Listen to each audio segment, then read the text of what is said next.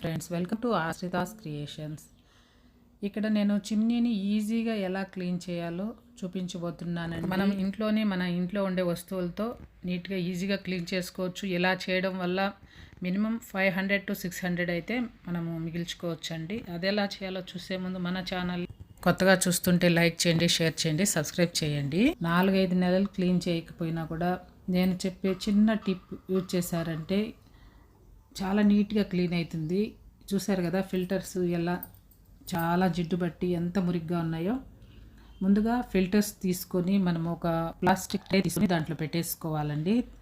దాంట్లో ముందుగా కొద్దిగా ఇడ్లీ సోడా, ఆ తర్వాత నిమ్మరసం కూడా వేసుకోవాలి. అదేవిధంగా మనము బట్టలు ఉతుకుతాం కదా, లిక్విడ్ కానీ లేదా డిటర్జెంట్ పౌడర్ కానీ యాడ్ చేసుకొని ఆ తర్వాత మనం ఇల్లు తుడిచే లైజాల్ యాడ్ చేసుకోవాలి. బాగా మరిగే నీళ్ళనైతే పోసుకోవాలండి.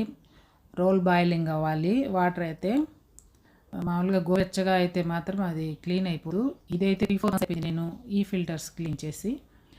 ఒక 20 to 25 minutes అలా ఉంచేసి ఆ తర్వాత తీసి ఇలాంటి స్క్రబ్బర్ తీసుకొని జస్ట్ అలా టచ్ చేస్తూ ఉంటే నీట్గా క్లీన్ అయిపోతుంది. మీరు ఇక్కడ గమనిస్తే మీకే అర్థమవుతుంది. నేను గట్టిగా రుద్దడం లేదు, లైట్గా అలా అనుకుంటూ వెళ్తున్నాను, నీట్గా క్లీన్ అయిపోతుంది. స్క్రబ్బర్ కూడా ఆ మధ్యలో గ్యాప్లు పట్టేటట్టుగా ఉండేటట్టుగా పల్చగా ఉండేది తీసుకోండి.